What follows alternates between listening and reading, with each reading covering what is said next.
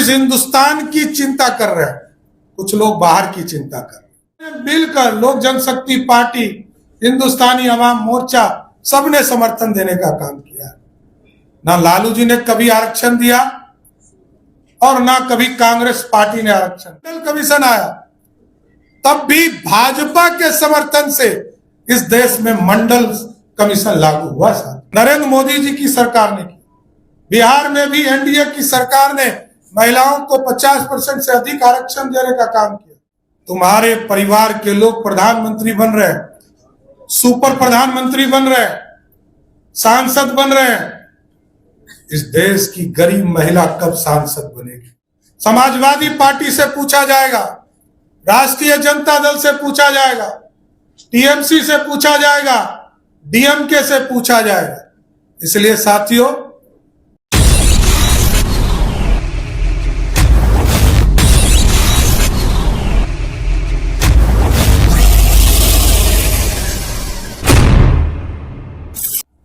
इस हिंदुस्तान की चिंता कर रहे हैं, कुछ लोग बाहर की चिंता कर रहे हैं। इसलिए मेरे लिए तो गौरव का समय मिला कि मैं आज प्रेस कॉन्फ्रेंस भी कर रहा हूं, तो बिहार और देश की महिलाओं के लिए कर रहा हूं, अपनी बहनों के लिए कर रहा हूं। और मैं जब सार्वजनिक पहले कार्यक्रम में कल गया था परसों, तब भी जो नारी शक्ति के आरक्षण का समर्थन में जो दौड़ था, उसमें शामिल होने का काम किया। इसलिए ये धोखा है। Congress party, Trinamool Congress, DMK, Samajwadi party और राष्ट्रीय जनता दल को इसका जवाब जनता को देना पड़ेगा। आपने तो कोई आरक्षण दिया नहीं। विशेष तौर पर कांग्रेस ने इस देश में किसी वर्ग के लिए कोई आरक्षण नहीं दिया। और जब जब आरक्षण हुआ है, तब भारतीय जनता पार्टी, जनसंघ, जनता दल यूनाइटेड, सब लोगों ने मिलकर लोक जनशक्ति पार्टी, हिंदुस्तानी अवाम मोर्चा सबने समर्थन देने का काम किया। ना लालू जी ने कभी आरक्षण दिया और ना कभी कांग्रेस पार्टी ने आरक्षण दिया। और कांग्रेस के लोगों ने तो चाहे वो मंडल कमीशन हो या जिस समय आजाद हुआ ये भारत, हमारे दलित समाज के लोगों को, हमारे आदिवासी बहनों को, भाइयों को आरक्षण नहीं मिले, इसके लिए पंडित नेहरू ने इस देश में अभियान चलाने का काम किया। और भारतीय जनता पार्टी का स्पष्ट मानना है, चाहे वो दलित समाज हो, आदिवासी समाज हो, उसको भी आरक्षण मिले। अति पिछड़ों के लिए भी आरक्षण की कल्पना जब सरदेव कपूरी ठाकुर जी ने किया था, तो पंडित कैलाशपति मिश्र जनसंघ के उनके साथ खड़े हुए। और इस देश में जब मंडल कमीशन आया, तब भी भाजपा के समर्थन से इस देश में मंडल कमीशन लागू हुआ। और जब 75 वर्ष के बाद ये लगा इस देश में अब स्वर्ण समाज के गरीबों की भी चिंता करना है, उसको भी 10% आरक्षण नरेंद्र मोदी की सरकार ने दिया। इसलिए हमें गर्व है कि महिला बिल भी पारित हम लोगों की सरकार ने किया, नरेंद्र मोदी जी की सरकार ने की। बिहार में भी एनडीए की सरकार ने महिलाओं को 50% से अधिक आरक्षण देने का काम किया। और आज जो देश में महिलाओं के साथ धोखा हुआ, इसके खिलाफ पूरा एनडीए एकजुट होकर इस देश में अभियान चलाएगा और उनसे जवाब भी मांगेगा। कांग्रेस पार्टी, ये बताओ, तुम्हारे परिवार के लोग प्रधानमंत्री बन रहे हैं, सुपर प्रधानमंत्री बन रहे हैं, सांसद बन रहे हैं। इस देश की गरीब महिला कब सांसद बनेगी? समाजवादी पार्टी से पूछा जाएगा, राष्ट्रीय जनता दल से पूछा जाएगा, टीएमसी से पूछा जाएगा, डीएमके से पूछा जाएगा। इसलिए साथियों, मेरा स्पष्ट मानना है कि इस लोकतंत्र में काला अध्याय का दिन था, जब महिला बिल को, नारी शक्ति के आरक्षण को रोकने का काम यूपीए के लोगों ने किया है। इसलिए मैं फिर से ये जरूर आश्वस्त करता हूं कि जिस तरह प्रधानमंत्री जी ने राष्ट्र को संबोधित करते हुए स्पष्ट तौर पर कहा है कि नारी शक्ति के ताकत को हर हालत में देने का काम नरेंद्र मोदी की सरकार करेगा, ये मैं आश्वस्त करता हूं कि बिहार और देश की महिलाएं मुख्य धारा में जोड़ने का काम करेगी। ये पहली घटना थी जब कांग्रेस, तृणमूल कांग्रेस, डीएमके और समाजवादी पार्टी जैसे लोग खुशी मना रहे थे। दुनिया ने देखा है पहले भी कि लालू प्रसाद जी पहले भी बिल को फड़वाने का काम करते थे, और इस बार तो खुल्लम खुल्ला जिस तरह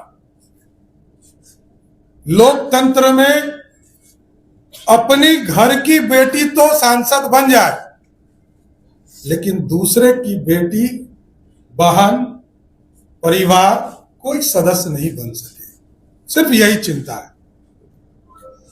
राहुल गांधी जी की बहन सांसद बन सकती है, लेकिन उत्तर प्रदेश से 1/3 सीट पर बहनें चुनाव जीत कर जाए, ये कांग्रेस नहीं मान सकता है। समाजवादी पार्टी में अखिलेश यादव जी की पत्नी चुनाव जीत सकती है, लेकिन वहां से 40 सांसद चुनाव जीत कर जाती बहनें, ये होने देने के लिए इन लोगों ने रोका। बिहार जैसे राज्य में कल यदि बिल पारित होता, 16 तारीख ऐतिहासिक दिन था साथी, संविधान संशोधन में के लिए विधेयक लाने का काम किया गया, परिसीमन विधेयक आना था, केंद्र शासित प्रदेश कानून संशोधन आया, 3 बिल आने थे और तीनों का खिलाफ इन लोगों ने किया। यह स्पष्ट संदेश देता है कि आज यदि बिहार में विधानसभा में मात्र 29 विधायक है, माननीय हमारी बहनें, और यदि यह बिल पारित हो जाता तो 122 विधायक कम से कम होते, उससे अधिक ही होता, क्योंकि बिहार ने इसका प्रयोग किया। आदरणीय नीतीश कुमार जी और आदरणीय प्रधानमंत्री नरेंद्र मोदी जी लगातार महिलाओं को आगे बढ़ाने का काम कर रहे। बिहार में जब एनडीए की सरकार बनी थी 2006 में, तो यहां महिलाओं को 50% आरक्षण पंचायती राज और नगर निकाय में देने का काम किया गया। और आज मुझे कहते हुए खुशी हो रही है कि बिहार में 50% आरक्षण है, लेकिन बिहार में 59% से अधिक महिलाएं चुनाव जीत कर आ रही है। और यदि यह बिल पारित हो गया होता, लोग कहते हैं कि बिल तो पहले पारित हो गया, अरे हम तो एश्योर कर रहे थे, गारंटी दे रहे थे, नरेंद्र मोदी की सरकार एश्योरेंस दे रही थी, आदरणीय अमित शाह जी इंश्योरेंस दे रहे थे कि बिल के माध्यम से 543 सांसद के जगह पर 816 और इसको 850 तक बढ़ाने का प्रस्ताव था, और 816 में से 272 सांसद, यदि ये बिल पारित होता तो इस देश में महिलाएं सांसद बनकर देश में राज करने का काम करती। साथियों,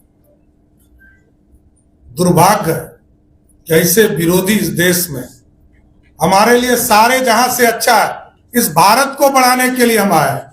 70 करोड़ की थी, तब 543 सीट हुआ, आज 140 करोड़ है, तो सीटें बढ़नी चाहिए। और बहनों के लिए तो सीट बढ़ ही रहा था ना। यदि ये बिल पारित होता तो 272 सीटों पर सिर्फ महिला जीत कर आती। आज बिहार में मात्र 4 सांसद हैं, और यदि यह बिल पारित होता तो पहले दिन गारंटी होती कि बिहार से 20 सांसद हमारी बहनें चुनाव जीत कर जाए। इसलिए इसमें खोट क्या है? हम ज्यादा हिस्सा देना चाहते हैं। प्रधानमंत्री जी का स्पष्ट मानना है कि महिलाओं का सम्मान बढ़ाना है, हम ज्यादा हिस्सा देना चाहते हैं और आबादी बड़ी है इसलिए अधिक सीटों पर जीताना चाहते हैं।